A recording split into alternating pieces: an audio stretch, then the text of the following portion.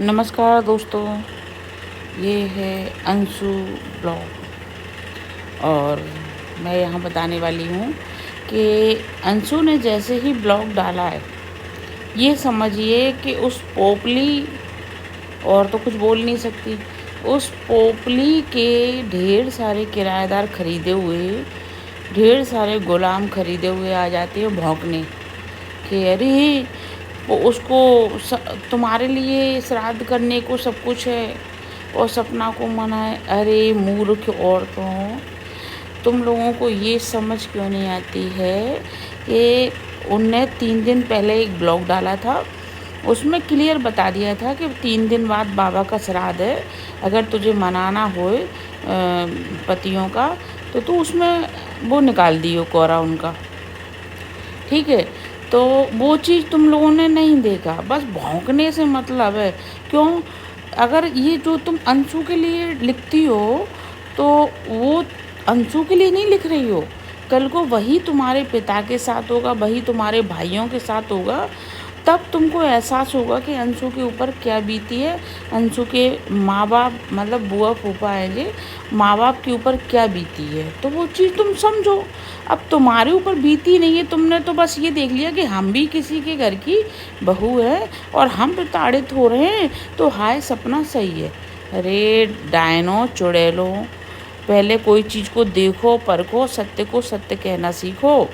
मेरी एक आदत है, फिर बड़ी चाहे अंशु हो चाहे सपना हो, अगर अंशु गलत होती तो अंशु को गलत बोलती, सपना सही होती तो सपना को सही बोलती, लेकिन मूर्ख हो, पुरानी चीज़ें लेके बैठे। अब जैसे ये बर्तन लेने आ गए, ठीक है, तो ये श्राद्ध के पहले इन्होंने खरीद के रखे थे। दूसरी बात, अगर श्राद्ध में भी लेने आते तो क्या बोल रही थी कि वो टूट गई है परात, अगर परात नहीं होगी तो खाना किस में, आटा किस में मड़ेगा, ये तो दिमाग लगाओ मूर्खों। और उसमें श्राद्धों में नया बर्तन लेने को क्या बुराई है? जो चीज़ घर में हम इस्तेमाल कर सकते हैं डेली यूज के लिए, तो वो तो हम खरीद सकते हैं, तो उसमें क्या बुराई? उसी को हवा बना के रख दिया।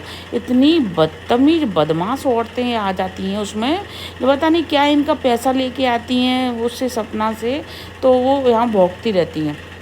लेकिन क्या करना, अब सारी दुनिया तो जान ही गई है उसकी औकात पोपली की, तो वो अपने आप ही समझ रही है, क्योंकि जिस तरीके से उसके व्यूज़ गिर रहे हैं उसके हिसाब से सारी दुनिया समझ गई है कि वो कितनी हद तक गिरी हुई बहू थी वो। लेकिन इनको सबको पता पड़ गया कि अंशु और अंशु के माँ बाप बिल्कुल सही थे।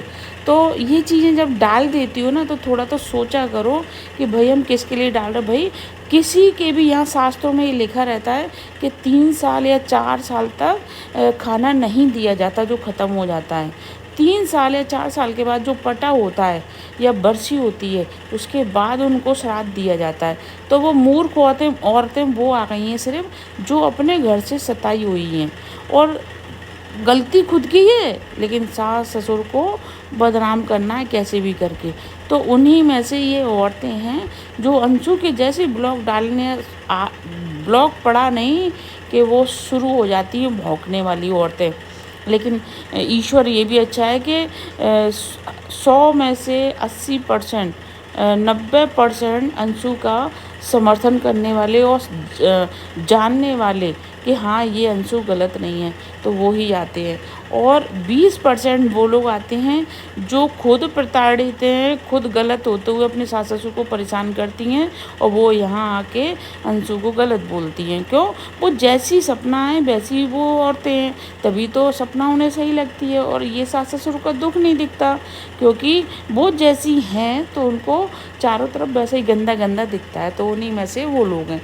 तो ये आज बाबा जी का श्राद्ध मनाया था माँ ने, उनको माँ की शक्ल भी नहीं दिखती कि वो किस तरीके से व्यथित है, कितना रोती है अपने बच्चों के लिए। अरे तू, वो डाइन तो चुड़ैल तो अपने बच्चों को खिला लेती है, सब कुछ कर लेती है, और पति नहीं है तो वो तो ढेर सारे लड़कों को बुला के लौंडे लपाटों को लेके डांस में कहीं इधर घूम रही है, कहीं उस लखपीत के, कहीं इस पीत के, कहीं उस पीत के, सबको। तो वो पतियों का वो वहाँ तक पूरा हो जाता होगा, लेवल जो कोटा होता है वो कहीं ना कहीं उसका पूरा हो जाता है, तो उसको कोई टेंशन नहीं है। अब अभी अंशु ने एक राजस्थानी बेस की वो डाली थी वीडियो, और इतनी प्यारी लग रही थी अंशु, सच में सेम ठकुरानी की तरह।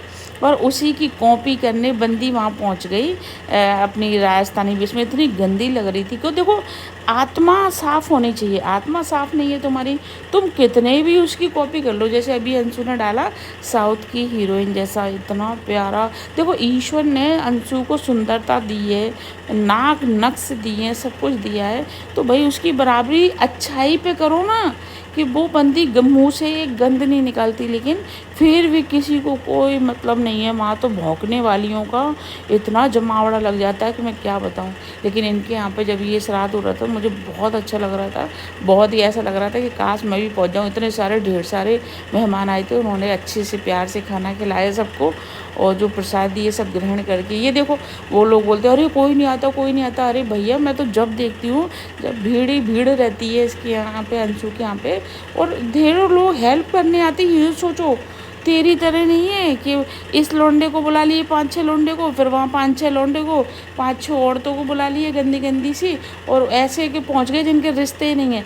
खुद के रिश्ते तो निभाए नहीं जाते, दूसरे के रिश्ते पकड़े घूमती रहती हैं। ये देखो ये पंतानी को खाना खिलाया जा रहा है। सच में मर्यादित और ख़ानदानी घर है ये, लेकिन वो मूर्ख औरत थी, उसने अपने पैर पे बहुत बड़ी कुल्हाड़ी मारी है।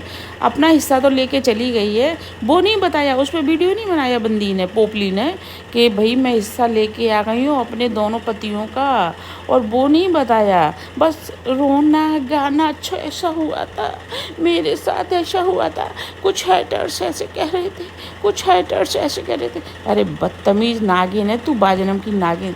तेरे को पता नहीं किसने पसंद किया और किसने इस घर में देखी, वो तो क्या होनी है ना, तो इस वजह से कुछ कह भी नहीं सकते। और मेरे चैनल को सपोर्ट कीजिए, आगे बढ़ाइए।